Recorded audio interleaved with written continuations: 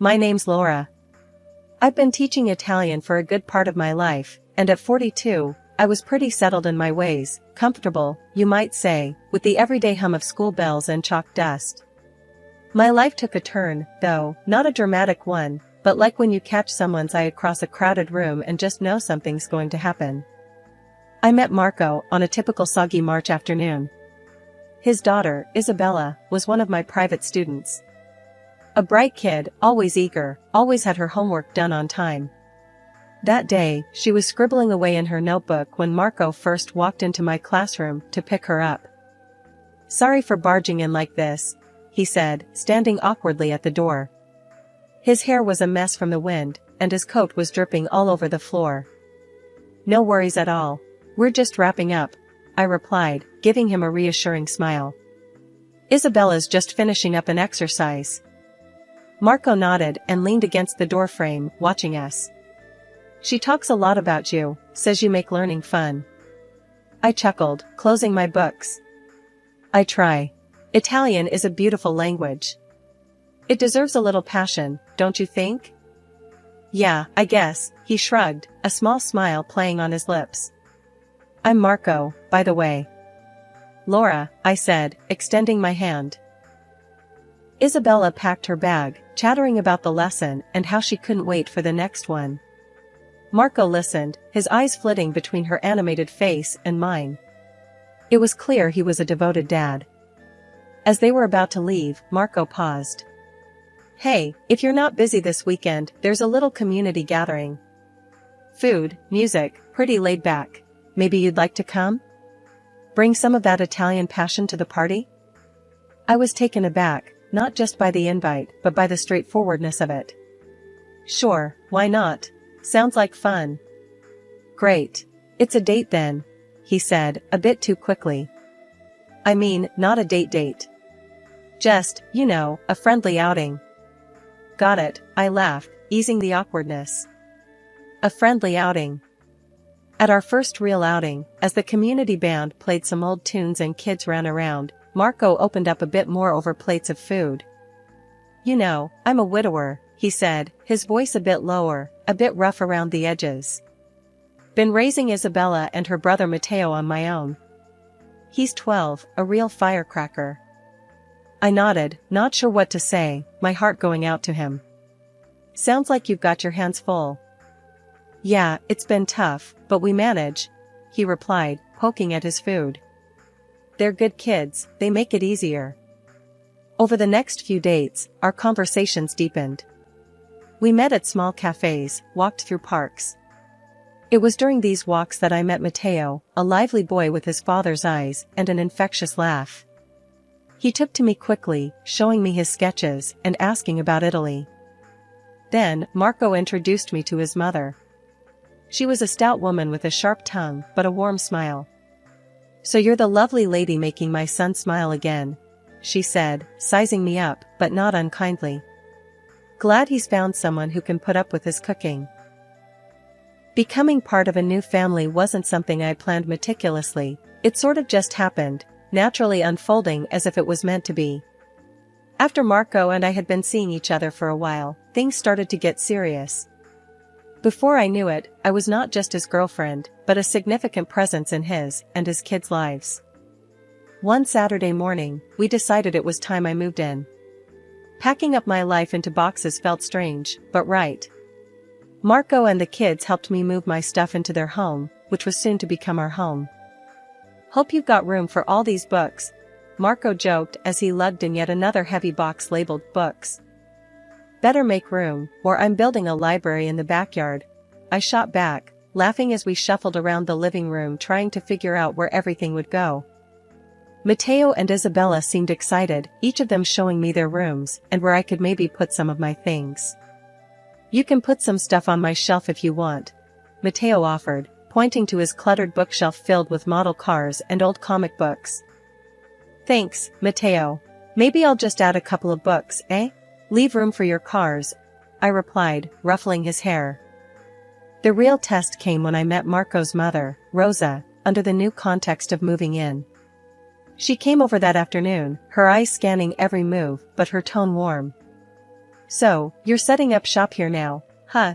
she asked as she watched me arrange the kitchen. "Yeah, Rosa, making it official," I answered, unsure how much territory I was allowed to mark as my own. "Well, just remember, Marco likes his eggs over easy, not scrambled," she pointed out bluntly, but with a twinkle in her eye. "I'll keep that in mind," I smiled, appreciating her mix of humor and directness. Living together meant adjusting, a lot of it. Marco worked long hours, and I found myself spending more time with Matteo and Isabella. I helped them with homework, we cooked meals together, and gradually, I wasn't just Laura anymore, I was a part of their daily routine. It wasn't all smooth sailing. There were days when I felt like I was stepping on toes, overstepping unseen boundaries. But for every awkward moment, there were a dozen others filled with laughter and shared secrets. We were finding our rhythm, slow and steady. Marco and I had our moments too, learning about each other in ways only possible when you share a space. "You know, you make this place better," Marco said one night as we sat on the couch, exhausted from the day. "I just want you guys to feel like it's still your home," I said, my head resting on his shoulder. Becoming a stepmom wasn't easy. There were no guidelines or rule books. But as I fell asleep that night, listening to the quiet hum of the house, I knew this was where I was meant to be.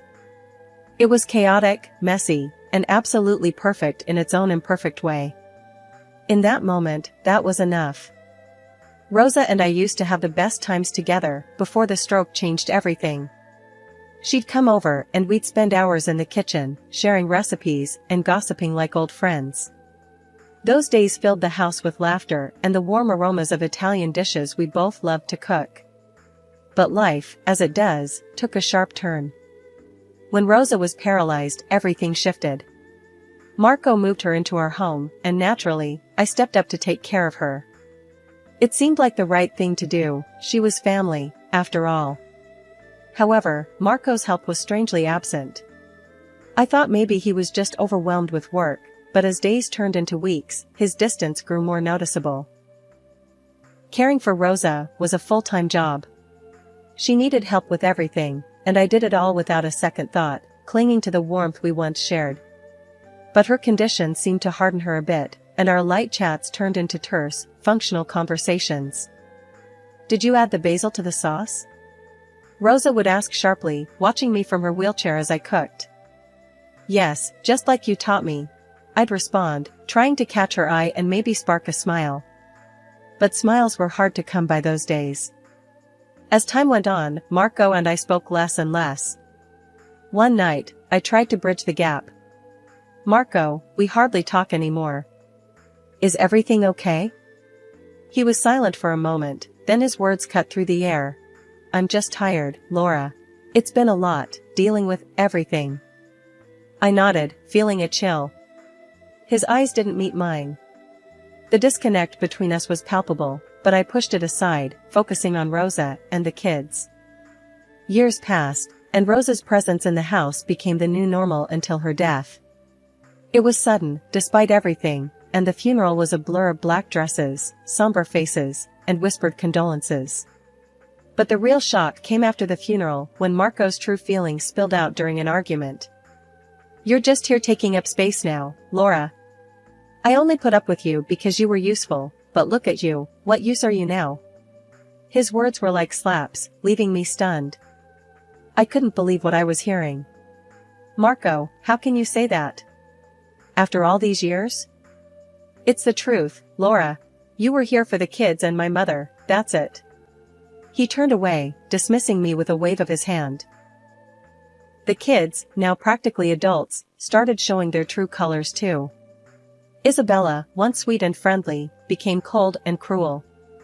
"You really have no one, Laura. You're just here because we pity you," she'd say, her words dripping with disdain. "Matteo wasn't any kinder. Why are you still hanging around?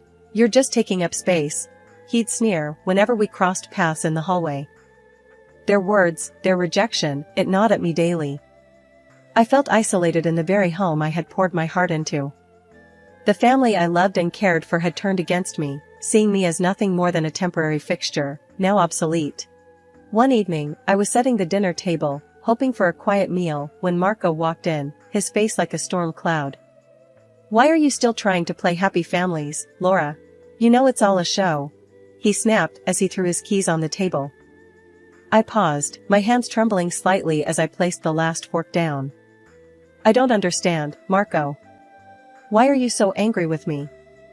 You were part of the setup, like furniture. Useful for a time, and now just taking up space," he retorted, opening the fridge and staring into it as if it held the answers to more than just his hunger. I stood there, silent, trying to process his harsh words. The room felt like it was closing in on me. Isabella and Matteo came in, their faces mirroring their father's disdain. Matteo grabbed a soda from the fridge, his eyes mocking. "Yeah, Laura, maybe you should just accept it. You're like an old couch we should have thrown out ages ago." Isabella laughed, a harsh sound that filled the room. "Seriously, Laura. Even you have to see it's true. You're just the leftovers now." Their cruelty sliced through any defense I had left. I turned away, hiding the tears that threatened to fall. "I've cared for you all, loved you. How can you treat me like this?" Marco shrugged, dismissing my emotions with a wave of his hand. "Love? That's a strong word for just doing your job, don't you think?" The rest of the dinner passed in silence, at least on my part. Their words echoed in my head: leftovers, useless, old furniture. It was clear they saw me as nothing more than a temporary help that had overstayed her welcome.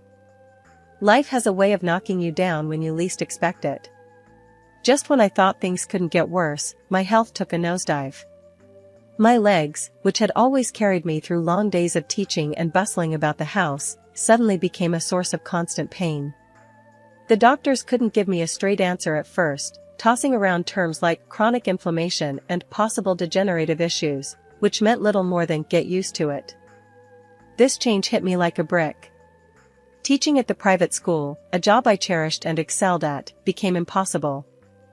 I had to resign, leaving behind not just my income but a part of my identity. At home, every step was a struggle, every task a monumental effort. I felt trapped in my own body and, worse, in a home where I was increasingly unwelcome. Marco's reaction to my situation was like a cold splash of reality. One morning, after I had struggled to clear up the breakfast dishes, grimacing with every move, he walked into the kitchen. He watched me for a moment, his face twisted not with concern, but irritation. "Why are you even trying to clean? You're just making a mess," he said, his voice cold and sharp. "I'm trying to help out, Marco. It's not like I can just sit around," I replied, leaning against the counter for support. "Help? You call that help? You're more of a burden now than anything," he shot back, his words slicing through the air and cutting me deeper than the pain in my legs. Marco and the kids spent money like water, flaunting new gadgets and designer clothes bought with the inheritance. Me? I got nothing, not that I expected anything different at this point. Their lavish spending was a slap in the face, a constant reminder of where I stood in this family. On top of that, Marco and the kids loved to remind me that I was only in their house out of pity. "Don't push your luck, Laura," Marco would sneer. "Remember, you're just one argument away from being out on the street." Their words were like a cage, locking me in a life of quiet desperation. But one day, I stumbled upon a website for private tutors teaching languages online. My heart raced as I explored the possibility of teaching Italian again, reconnecting with a part of myself that I thought was lost forever. I dove into setting up my profile, my fingers trembling with excitement as I typed out my experience and qualifications. "Experienced Italian teacher, personalized and engaging lessons," I wrote. Before long, I was booking my first session. The thrill of teaching, of speaking Italian, of engaging with eager students, it all came rushing back, filling me with a warmth I hadn't felt in years. Each day, as Marco and the kids left, I transformed a corner of my room into a makeshift classroom. I started with a few students, but word of mouth spread fast. My schedule filled up, and I found myself teaching more and more. "You're really good at this, Laura," a student told me over a video call, their words bolstering my confidence. I started receiving glowing reviews, and my rates went up. As my reputation grew, so did my earnings. It was astounding. For the first time in a long time, I was making my own money, more money than Marco, even. But I kept this to myself. If Marco or his kids knew, they'd surely find a way to claim it or ruin this for me. One afternoon, after a particularly rewarding session, I sat back and let out a long, satisfied sigh. Just then, Marco walked in earlier than usual. He eyed my setup, a laptop, notebooks, Italian flags, and teaching aids scattered around. "What's all this?" he asked, his tone suspicious. "I'm teaching," I replied, my voice steady and calm, despite my racing heart. "Teaching? Here?" His confusion was evident. He hadn't expected this. "Who would want to learn from you?" "People from all over the world," I responded with a pride I couldn't hide. "Turns out, I'm quite popular." Marco scoffed, clearly unimpressed. "Make sure this doesn't interfere with your chores around the house." "It won't," I assured him, turning back to my computer. His presence in my sanctuary irked me, but he soon left, muttering under his breath. That night, I lay in bed, a smirk playing on my lips. Marco and his kids could spend all the inheritance they wanted on fleeting pleasures. Meanwhile, I was building something lasting, something just for me. My online teaching wasn't just a job, it was my lifeline, my escape plan. I was no longer just the downtrodden stepmother, I was Laura, the sought-after Italian tutor, a woman with a plan and a growing bank account. That night at dinner, there was a tension in the air so thick you could almost see it hanging above the table. Marco and the kids were unusually quiet as I served the food, their eyes avoiding mine. I could feel something brewing beneath the surface, but nothing prepared me for the words that were about to slice through the last threads of our family ties. Marco was the first to break the silence, his voice cold and detached. "I got a promotion at work," he announced, not looking at anyone in particular. "I bought a new house, too." I paused, spoon midair, the news catching me off guard.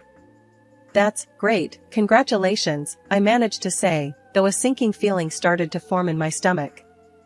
"Yeah, well, don't get too excited," Marco continued, his eyes now fixed on me with a hardness I hadn't seen before.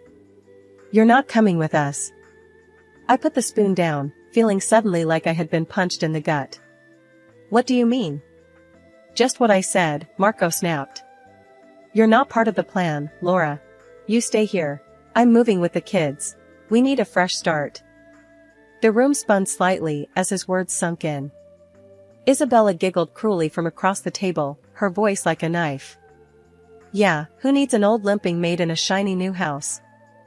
Matteo chimed in with a smirk. "Consider yourself lucky we're not kicking you out on the street tonight." I looked from face to face, each one a mask of contempt and dismissal. My heart pounded painfully in my chest. "And the house? This house?" I asked, my voice barely above a whisper. "It's sold," Marco said bluntly. "New owners will take over in a month. Maybe try to find a shelter or something by then." They all laughed, a harsh, grating sound that filled the room. I sat there, stunned, my hands trembling in my lap. This was their thanks, their repayment for all the years of care, of love, of sacrifice. As the laughter died down, I found my voice, small but steady. "I see. Well, then I guess there's nothing left to say, is there?" Marco shrugged, already disinterested as he turned his attention back to his plate. "Guess not." I stood up, my legs shaky but holding. I looked at each of them, their faces still turned towards their food, no sign of remorse or regret. "Enjoy your dinner," I said quietly, then turned and left the room. In my room, the gravity of the situation hit me full force. They were really going to leave me behind, discard me like an old piece of furniture. But as I sat there, a strange sense of relief began to wash over me. I was free, free from their cruelty, their disdain, their oppressive presence. It was not the freedom I had imagined or wanted, but it was freedom nonetheless. The day I left Marco and his children behind, I felt a strange mix of liberation and deep sadness. As I hauled my last suitcase to the door, Marco's bitter words followed me. "Hope you enjoy the flophouses, because that's all you can afford," he jeered, with a cruel laugh that echoed off the empty walls. His kids, Isabella and Matteo, joined in with their own barbs. Good riddance. Now we don't have to deal with your pathetic limping around the house. I didn't bother to reply. What was the point? I had learned long ago that words were useless against their kind of cruelty. I walked out, letting the door slam shut behind me, shutting off the chapter of my life that had brought me so much pain. Moving into the apartment I had rented in secret felt like the first true breath of fresh air in years. It was a modest place, but it was mine alone. Here, no shadows of disdain would loom over me. No harsh words would cut through the quiet. Setting up my new home was therapeutic. I arranged my books, set up my small desk by the window, the new headquarters for my online Italian lessons. I relished the peace, the utter silence that came not from tension but from tranquility. The divorce was finalized soon after. I stood in the courtroom, facing Marco and his children for the last time. They smirked, confident and unrepentant. When offered alimony, I refused. I want nothing from him, not now, not ever, I declared. He and his children are strangers to me. Word of my teaching spread, and my schedule became packed with students from all corners of the globe. The income was more than sufficient, a sweet victory that was all my own. One evening, while sipping tea at my new kitchen table, a call from an old friend brought unexpected news. "Have you heard about Marco?" she asked, a tone of disbelief in her voice. "He's moved into a fancy new house, but guess what? He's already blowing through money like there's no tomorrow." I couldn't help but grin, shaking my head. "No surprise there," I replied. "He never did plan for the future." Rumors about Marco and his children's reckless spending didn't surprise me, but it was the catalyst I needed to put my plan into action. During the last few tumultuous months of our marriage, I had recorded several of their verbal tirades and cruel jabs, originally for my own records, in case I ever needed proof of their behavior. I sent the files anonymously to Marco's boss. The company he worked for had a strict policy against any form of harassment, and I knew they would take it seriously. It wasn't long before the repercussions came to light. One evening, my phone rang with Marco's number. I hesitated, but curiosity got the better of me, and I answered. The desperation in his voice was palpable. "Laura, what have you done?" he blurted out, his voice a mix of anger and fear. "You've heard, then? Sounds like your company didn't appreciate the way you treat people," I said calmly, a hint of vindication coloring my words. "You've ruined me. They demoted me, slashed my salary. How am I supposed to pay the mortgage now? We could lose the house," he raged, his words tinged with panic. In the background, I could hear Isabella and Matteo, their voices loud and accusatory, blaming me, the same way they always had. "This is all your fault, Laura. You're going to pay for this." Matteo's voice cut through the phone. I couldn't help but laugh, a deep, genuine laugh that had been absent for far too long. "Now you might end up in a flophouse, isn't it ironic?" I said, the irony not lost on me. "Please, Laura, help us. We're sorry. We didn't mean any of it. We'll do anything," Marco pleaded, desperation making his voice crack. "You don't get it, Marco. I don't want your apologies or to help you. I'm done being your maid, your punching bag," I retorted sharply. "But we're family," he tried again, a last-ditch effort. "We were family," I corrected him coldly, feeling a surge of empowerment. "Goodbye, Marco." I hung up the phone, blocking his number along with Isabella's and Matteo's. I felt a weight lift off my shoulders, a closure I hadn't realized I needed. News reached me a few weeks later through mutual acquaintances that Marco and his children were indeed evicted after failing to make their mortgage payments. They had to downsize significantly, and the kids, now adults, had to find jobs to support themselves. The thought of them scrambling to make ends meet while I was contemplating buying my own house brought a smirk to my face. It wasn't just about revenge, it was about justice, about showing them that I was no longer the person they thought they could trample over. I turned my attention back to my computer, to a message from a student thanking me for my inspiring lessons. It warmed my heart. I had found my place, my purpose, and no one could take that away from me.